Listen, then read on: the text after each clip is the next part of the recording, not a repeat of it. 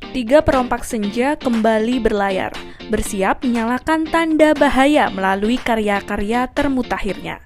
Ya, trio punk rock Superman is Dead atau SID kembali utuh. Pasca bebasnya sang penggebuk drum, I Gede Aryanista alias Jering, dari Hotel K atau Lapas Kerobokan, deretan amunisi anyar telah mereka siapkan, dan dalam waktu dekat, SID merilis single sekaligus video musik berjudul Tentang Tiga. Single Tentang Tiga menjadi penanda perjalanan Jering, Bobby Cole, dan Eka Rock selama seperempat abad lebih berkarya di belantika musik tanah air. Di tanggal 18 Agustus 2022 kemarin, SID genap berusia 27 tahun. Banyak suka dan duka yang telah mereka lewati bersama sejak dibentuk tahun 1995. Dan ini terangkum dalam video musik Tentang Tiga garapan sutradara Eric EST dari EST Movie.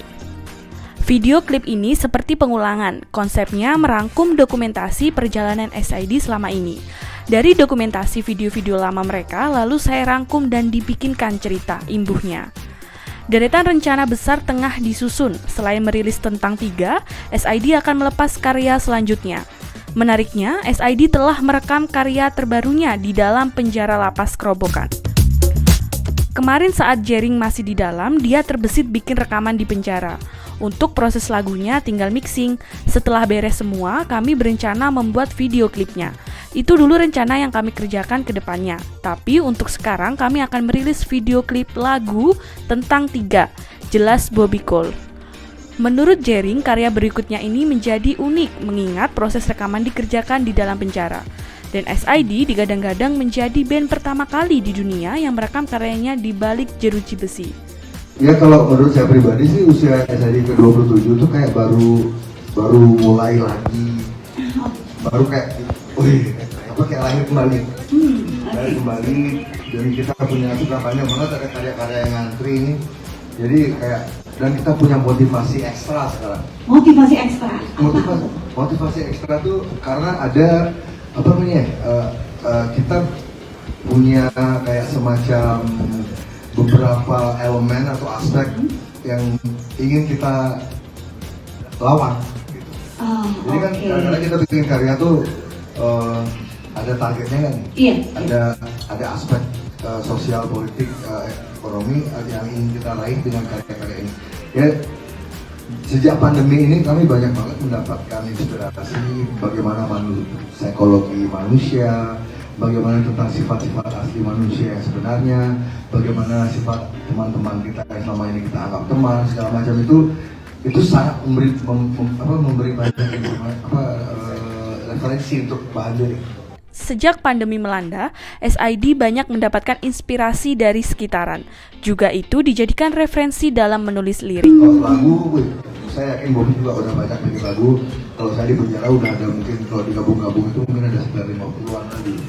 Ujian berat kemarin yang saya terima akibat konsekuensi dari perbuatan saya, tapi justru setelah saya bebas ini, saya merasa power SID kian bertambah besar, sambungnya.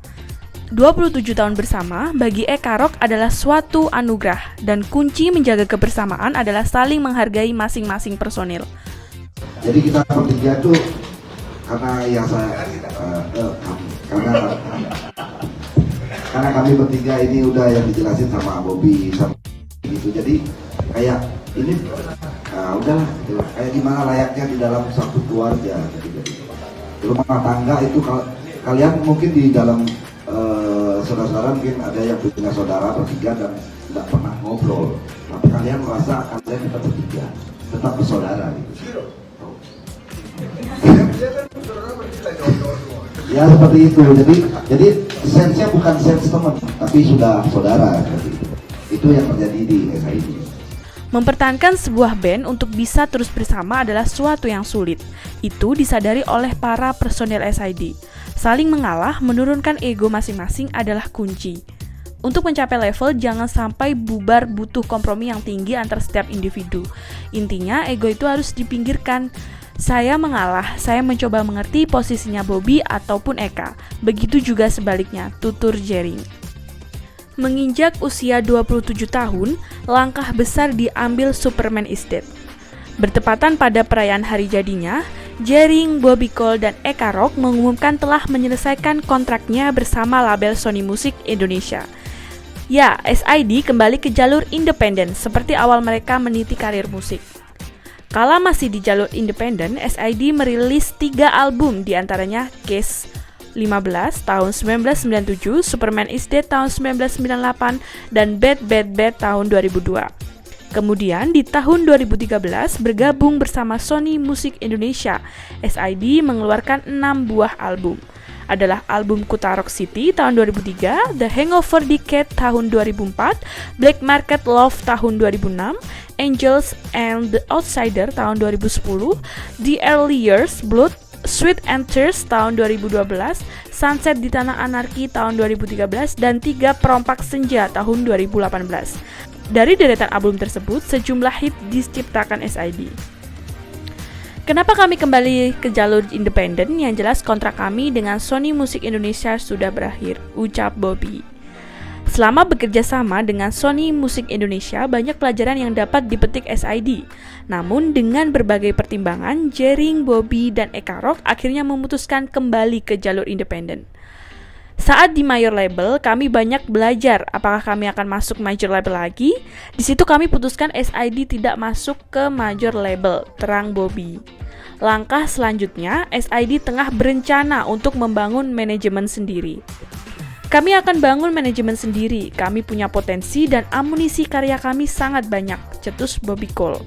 Akan ada banyak perubahan di tubuh SID secara bisnis, sistem operasional. Pokoknya akan ada perubahan besar SID tahun ini, cetus Jering. Sudah nonton? Jangan lupa like, subscribe, dan share ya!